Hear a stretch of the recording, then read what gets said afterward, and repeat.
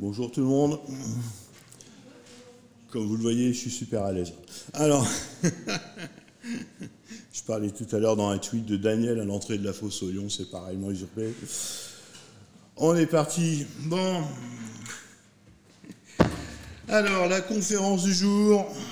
Ah putain. Les SEO. Les fans de tuning. Ok, je vois genre. Ouais, il y en a, ce sont réellement des fans de tuning. Parfois, tu as l'impression qu'ils parlent mieux de leur site que de leur meuf. 5000 pages, des positions 0, TF de temps, PR de temps, 1500 BL, Watch 1000 RD, etc. Les mecs, quand tu les lis, ils perdent, ils gagnent des positions, ils participent à des SMX, des BW, des SEO Camp, etc. Et bien évidemment, le plus célèbre d'entre eux et le meilleur étant le SEO Camp Us de Paris actuel, et il parle de TF, PR, RD, IA, backlink. Moi, perso, j'écoute ça comme si j'écoutais une chorale de traders. Je comprends quelques termes, je fouille un peu pour les termes que je comprends pas, mais honnêtement, par moments, je me sens aussi perdu qu'un agent immobilier à Mariupol. On y va, salut les SEO. Vous êtes mes clients préférés, main sur le cœur, tout ça, on m'a dit, il faut faire des grands sourires, il faut que tu leur montres que tu les aimes. Alors, quand j'étais plus jeune, un de mes patrons m'a dit, tu verras, les pires clients que tu vas rencontrer dans ta vie, ce sont les profs et les agriculteurs. Je suis à 34 ans de vie professionnelle, avec un parcours semé d'embauche, et j'ai toujours du mal à discerner quels ont été les pires clients de ma vie.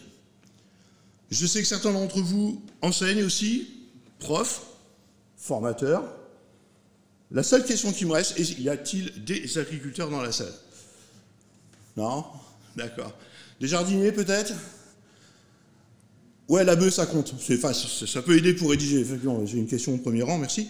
Alors, s'il y a un truc que j'ai appris avec les SEO, c'est qu'on découvre plein de métiers. On a des jardiniers, on a des bricoleurs, on a des agents d'assurance, on a des croupiers de casino, on a des croisiéristes. Vous voyez comment je suis l'actualité de NL. Et c'est plus des mecs qui font des sites dans leur coin, mais c'est Jarod, dans Le Caméléon, vieille série, désolé, mais j'ai 50 ans.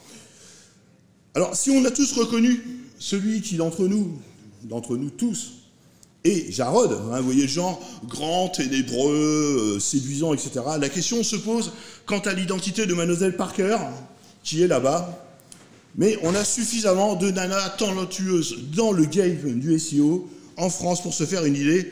Alors, comme je n'ai pas de photo précise de Mademoiselle Parker, je précise qu'elle était petite et toujours à squatter le bureau de ses parents.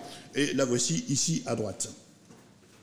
Dans le temps, quand j'ai connu Internet, nous sommes dans les années 90-95.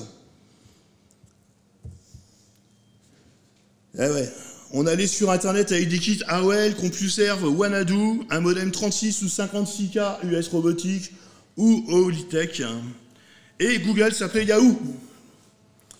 Qui a connu ça? Yes. Et Chrome s'appelait Netscape. Eh ouais. Et voilà par exemple le site de Boeing en 1995. Un truc de fou. C'est d'ailleurs grâce à ce navigateur et à son moteur qui s'appelait Mosaic qu'est né un langage que nous connaissons tous et que nous utilisons tous au quotidien, depuis 1995. Connaissez-vous le nom de ce langage?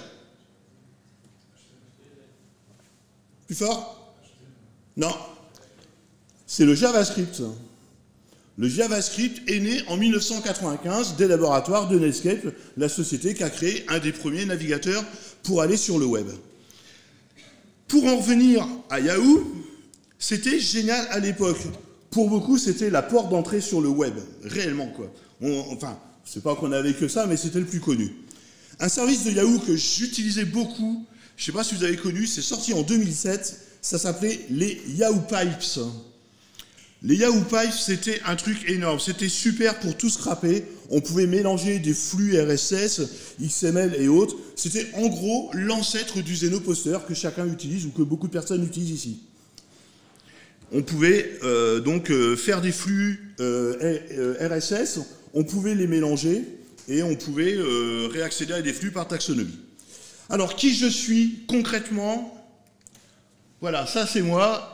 j'ai 50 piges, mon pseudo sur Twitter, c'est Freenock, et il y a un petit QR code, mais sinon, si vous le voulez, vous viendrez me voir après pour avoir toutes mes coordonnées. Alors, je me présente, je m'appelle donc Franck Robichon, j'ai 50 ans, je vis en Haute-Marne depuis une vingtaine d'années, marié, papa d'une ado, ça c'est chiant, enfin c'est dur, quoique, d'un chien et de 2 chats. Je suis un Normand pure souche, avec de la crème fraîche bien épaisse qui coule dans mes veines. En gros, comme vous pouvez le constater, indice d'IMG, indice de matière grasse, 92%. En gros. J'ai commencé à bosser dans le web dans les années 2000-2001, à une époque où le terme SEO n'existait pas encore, du moins pas à mes oreilles. J'avais fait mon premier site d'une boutique informatique que j'avais créée en Basse-Normandie avec ceci, Adobe Image Ready. Je ne sais pas si vous vous souvenez de ce logiciel, c'est un logiciel compagnon de Photoshop et on pouvait superposer du HTML sur une image et Image Ready, découper tout ça en iframe ou un truc dans le genre. Donc c'était vraiment les débuts du web pour moi. Ensuite, j'ai testé FrontPage, voilà, et sa célèbre Police Comics en MS, et enfin Dreamweaver de Macromedia, également auteur de Shockwave, de Flash, comme vous le savez. Maintenant, je vais être le plus insolent de cette conférence. Je vais scander un truc qui va révolter la moitié de l'auditoire, et vous allez être donc le tiers au moins à partir. Voici.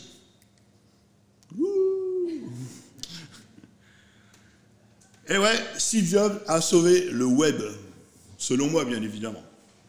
En 2004, je faisais mes débuts dans une agence de création de sites internet à Saint-Dizier en Haute-Marne. Et il y avait déjà le débat de savoir s'il était possible ou facile de référencer un site sous Flash, qui était une sorte de révolution à l'époque. À la même époque, on a eu les premiers effets en JS, où on avait des vagues sur un coucher de soleil et tout, en JavaScript et tout ça. Mais c'est vite devenu un peu touchy, évidemment, et réellement has-been ensuite, avec l'arrivée de l'iPhone en 2007, et de la volonté de Jobs de ne pas supporter ce format sur les téléphones, ni d'ailleurs sur l'iPad en 2009. Et en clair, la volonté de Jobs était de tuer Adobe. Je vous renvoie à l'histoire du logiciel Final Cut pour comprendre tout ce mécanisme, c'est hyper passionnant pour ceux qui ne le savent pas.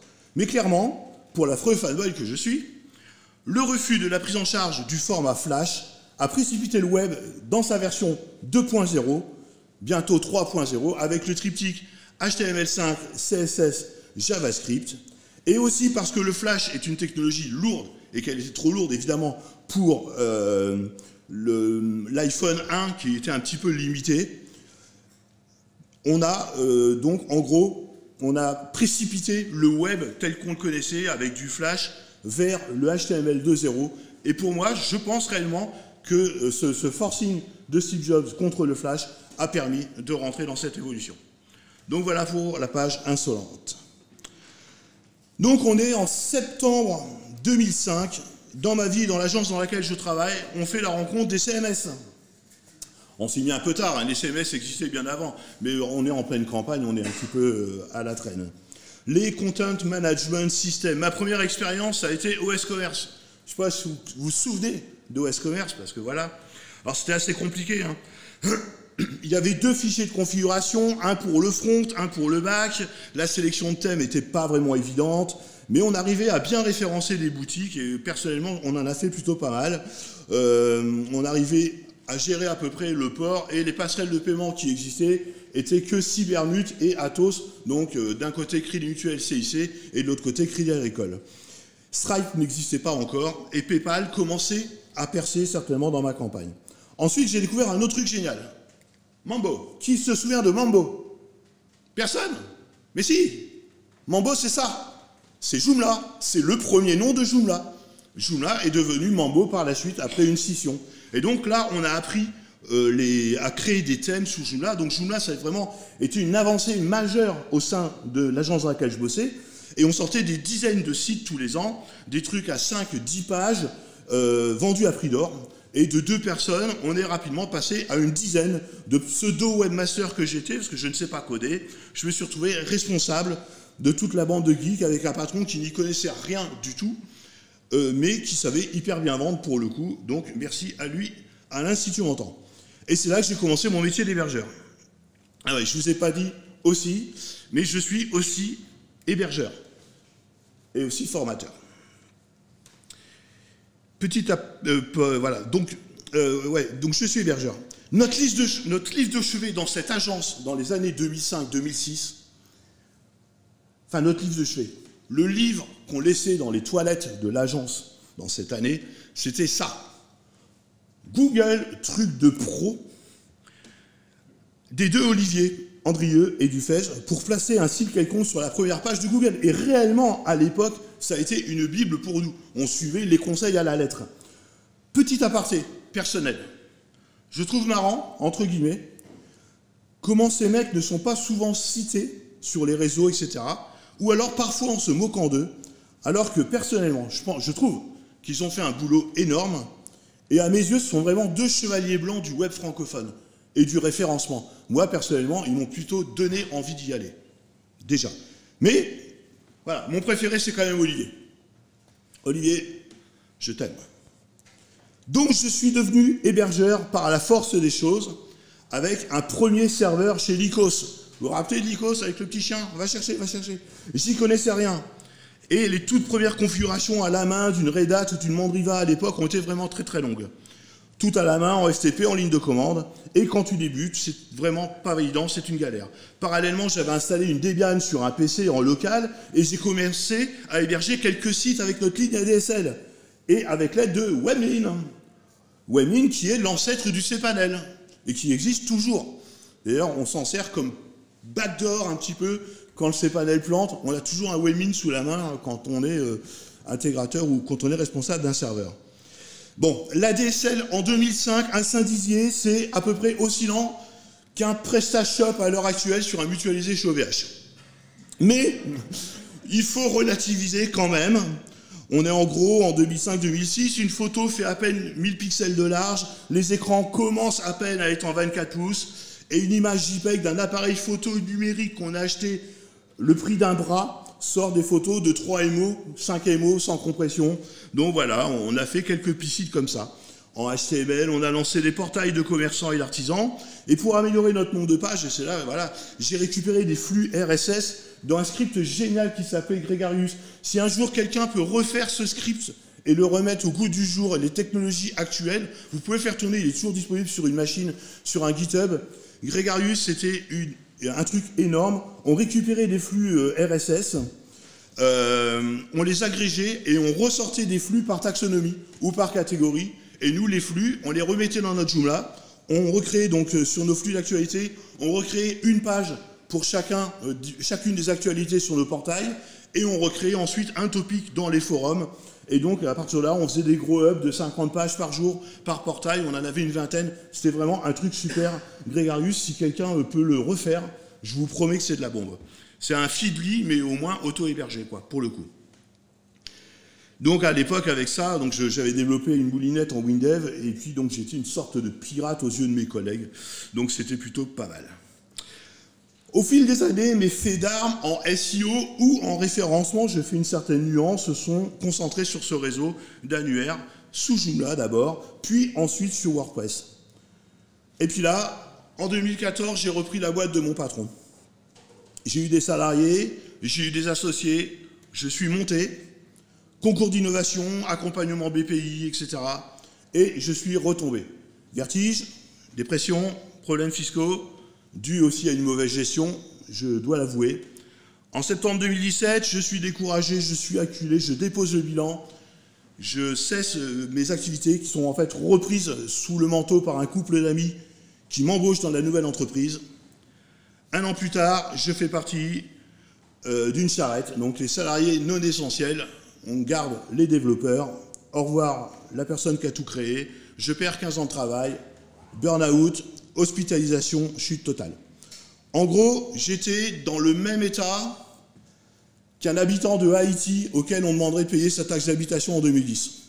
À peu de choses près, quoi. La cata totale. J'avais entre-temps repris les activités d'une petite structure d'hébergement appelée EuroWH.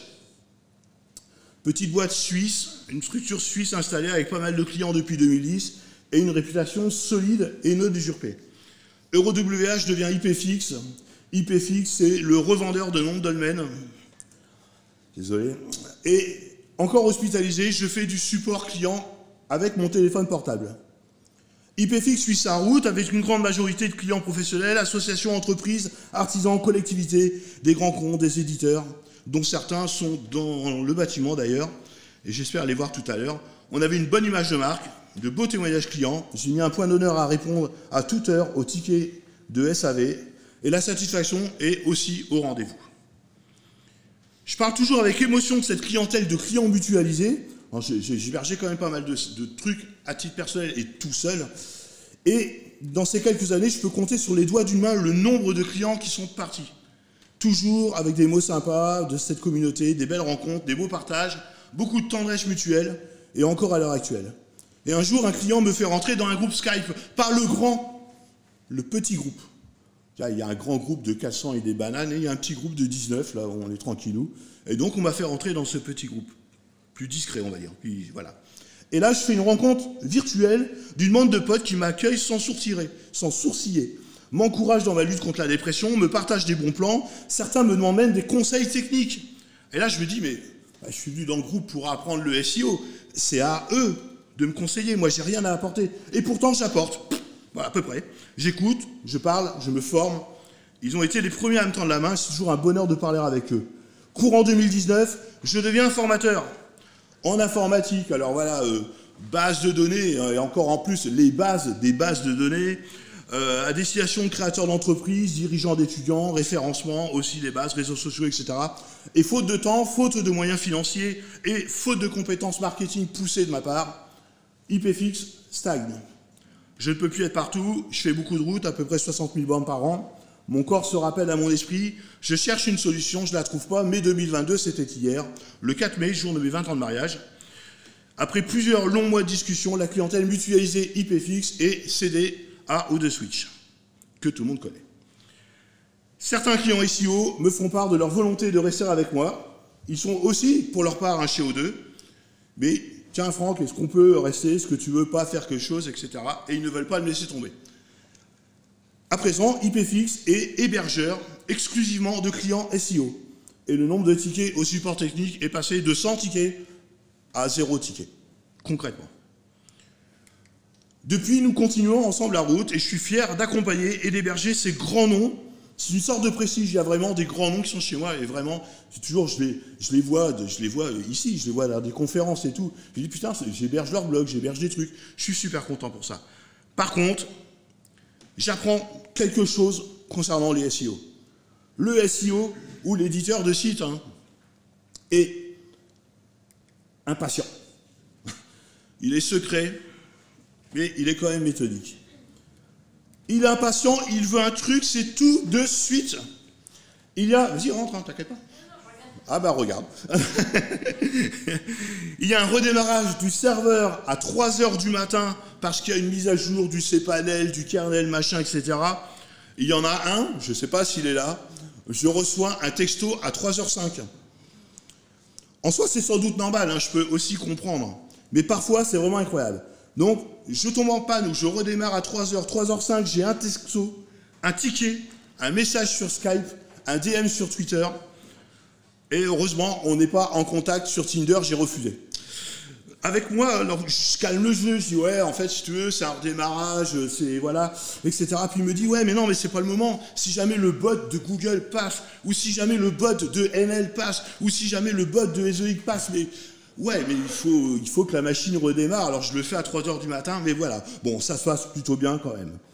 Le SEO est secret. J'ai certains clients qui ne disent pas chez qui ils sont hébergés, par exemple, ou alors sur Twitter, ils affichent leurs stats. Ouais, GT Metrics, position, machin, etc. Mais ils cachent le nom de domaine. Pourquoi? Moi, personnellement, j'aimerais bien qu'un mec dise « Putain, je suis hébergé chez IPFix, c'est génial !» Ben non, ils le font pas. Alors, je dis, mais des fois, t'as l'impression que c'est un secret d'État. Bon, moi, par pudeur, je donne pas les noms, mais moi, personnellement, qui suis hébergé chez IPFix, je vous promets que c'est génial. Et je comprends pas qu'ils le disent pas. Le SEO, pareil. Alors, les gars, lâchez-vous, dites-le, vous êtes hébergé chez moi, s'il vous plaît. Le SEO est méthodique. Une rigueur quasi militaire, des process bien rédigés, il y en a, c'est un truc de malade. Les éditeurs que sont bien organisés, Excel, Airtable, Notion, tout est consigné quelque part, les factures toujours réglées en temps et en heure, ça là-dessus c'est vraiment nickel. J'ai déjà fait des visios avec certains, le process d'installation des WordPress est consigné avec les plugins, etc. Ils ont des classeurs sur la liste des plugins par site, les versions, les licences, les mots de passe et tout. C'est vraiment admirable et pour ma part, j'aimerais vraiment pouvoir m'inspirer de ce que j'ai vu chez certains. Petite remarque par contre, s'il vous plaît, les enfants. Mettez à jour vos mentions légales. Petit rappel.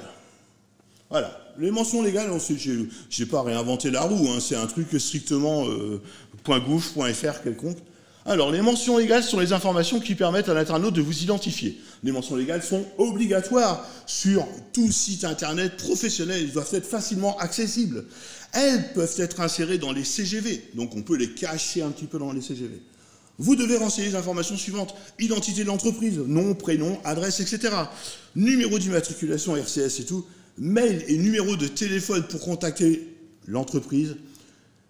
Et surtout, enfin, identité de l'hébergeur du site, nom ou dénomination sociale, adresse et numéro. Alors là, moi je reçois ça. Et pour le coup, donc là, hein, voilà, hein, c'est un mec qui a commandé une combinaison latex, machin, il l'a pas reçu, et il m'envoie un texto à moi. Et c'est relou, j'en ai des dizaines comme ça. Outre le fait que le latex soit encore plus cher que la fourrure, je me fais harceler par ce client tout le week-end. Par mail, partout, hein, messages, DM, Twitter, etc. Alors moi, je contacte mon client par tous les moyens, le mec ne me répond pas, et me recontacte après. Ah, une semaine plus tard, hein, Franck, excuse-moi, j'étais en voyage. Ouais, enfin voilà quoi. Donc moi, ma femme m'a entendu expliquer à son client que si son god n'avait pas été livré, bah, c'est pas de ma faute, je suis le fournisseur de votre client. Ah oui, mais c'est votre nom qui apparaît sur son site. Donc en gros, on peut dire qu'une partie des mentions légales sont respectées. Mais s'il vous plaît, les chouchous, vérifiez, ou mettez au moins votre nom, mettez un pseudo, mais mettez au moins quelque chose pour qu'on puisse réellement vous joindre. Pas pour moi, me joindre moi. Je ne parle pas du client qui m'a fait une fois la redirection de tous ses mails. En gros, 45 000 mails en même pas 10 jours, vers ma boîte, mon Gmail, perso, par sécurité. Je l'appelle, je lui dis, mais attends, j'ai reçu des mails. Il me dit, non, mais toi, j'ai confiance. Mais putain, c'est ma boîte. Et tu ne dois pas faire ça. Moi, j'ai reçu tes notifications de connexion à ta banque, tes demandes Gliden, enfin, je reçois tout. Ah oui, mais Franck, j'ai confiance en toi. Mais je m'en fous. Tu rediriges ça ailleurs. C'est pas possible. Et enfin, voilà, c'est un truc de fou. Un autre truc que j'ai noté sur cette sphère, SEO. Alors, vous allez tous la reconnaître. On va pas l'applaudir, elle ne mérite pas ça. À gauche, Ruby machin. À droite, Magali truc. Voilà, elle vend l'autre son vin 1500 boules la bouteille, et l'autre, elle a eu une tendinite dernièrement. Donc, elle a peut-être besoin de l'eau de la bouteille de la première. Donc, voilà, la première peut sans doute vendre une lotion pour la seconde. Et mon client, qui est tout à l'heure, juste en dessous, derrière du moins, qui vend des costumes en latex, pourrait peut-être vendre des poires à lavement à l'autre. Alors, vérifiez pas sur NL, hein, j'ai regardé, il n'y a pas de poire en ce moment comme mot-clé pour vendre du lien. Mais voilà, hein, j'avais vérifié avant. Donc, on a machine et machine là, dans la vraie vie. Et chez les SEO, on a ça. Les SEO drama, c'est un truc de fou. Alors, des fois, on est dans des situations plus tendues que le string d'une influenceuse en manque de followers sur Instagram, quoi. C'est vraiment terrible, les SEO drama sur Twitter. Et je comprends pas, des fois. Alors, j'ai eu le malheur hein, de participer à un échange Twitter sous mon pseudo au mois de février, où il y a eu un SEO drama énorme. Et là, pour le coup, je rentre là-dedans, moi, je vois rien, je rentre là-dedans. Et là, il y a tonton Elliot qui m'appelle. Il me dit, non mais attends Franck, pourquoi tu dis ça? Ouvre les yeux, l'autre, c'est un débile.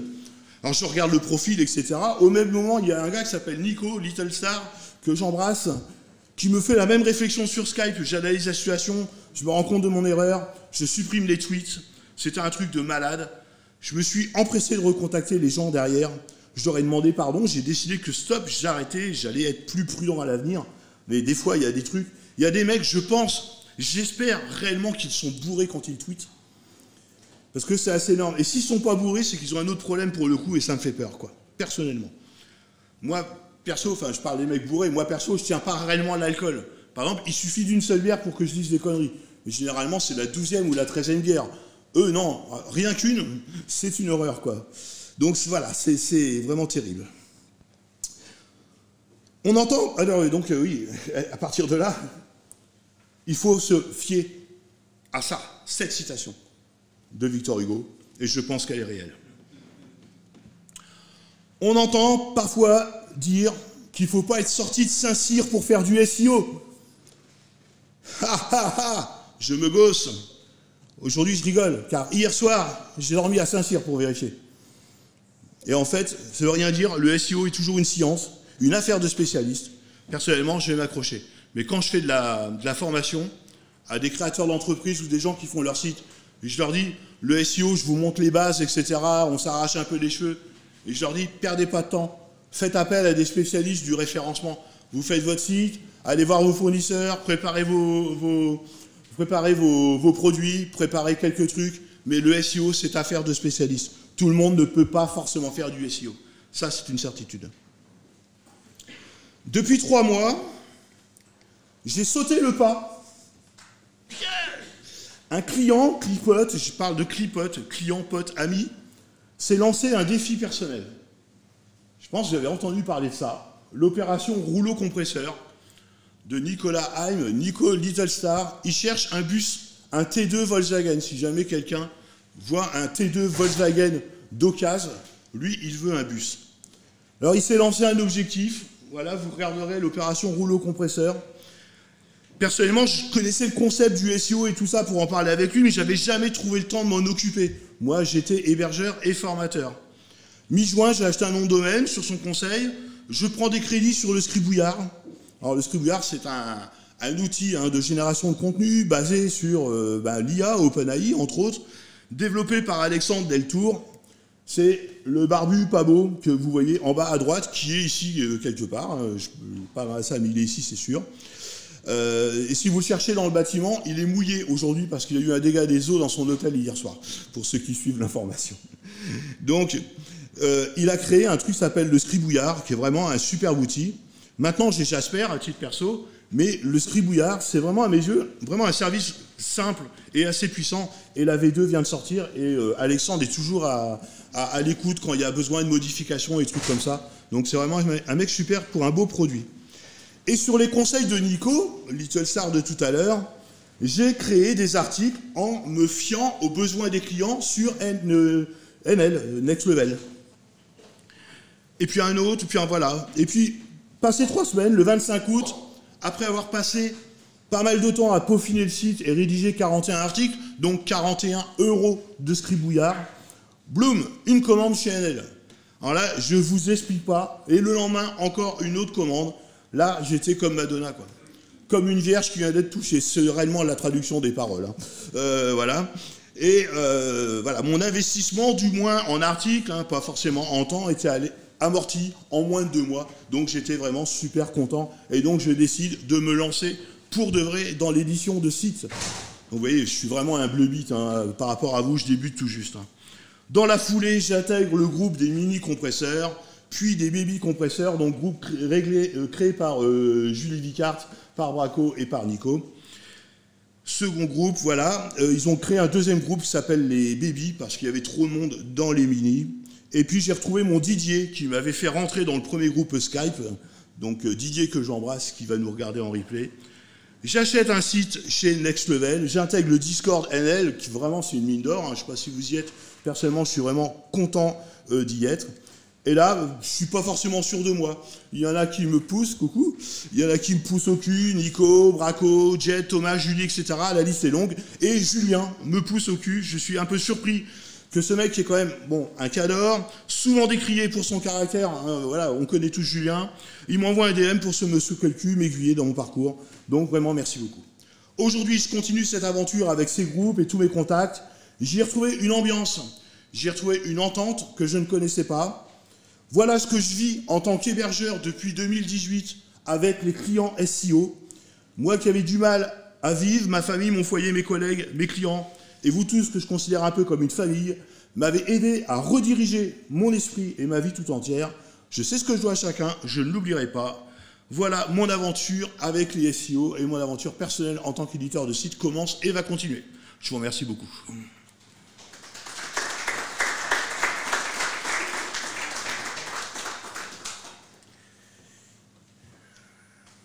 Tu veux faire la question mug? Ouais, voilà. La question mug, c'est tout simple. Quel est le langage encore utilisé de nos jours, a été créé en 95 par l'équipe de Netscape? Yes, c'est gagné. Et si vous êtes gentil, Christophe va faire gagner un deuxième mug. Parce qu'il a dit oui tout à l'heure, enfin il ne l'a pas dit, mais il le sait. Sérieux? Bon, allez. Vas-y. Ouais, ouais, où est-ce qu'on achète des super liens? Où est-ce qu'on achète, où est-ce qu'on met des articles pour avoir des liens qui nous sont achetés? On les met chez... Ah, ça c'est pour la rédaction d'articles, mais c'est une bonne réponse quand même, malheureusement. Enfin, malheureusement, c'est une bonne réponse. Bah tiens, t'as gagné le mug, parce qu'elle a cité le scribouillard, et moi je suis à fond pour le scribouillard. Donc on donne le mug à madame. Je vous remercie beaucoup.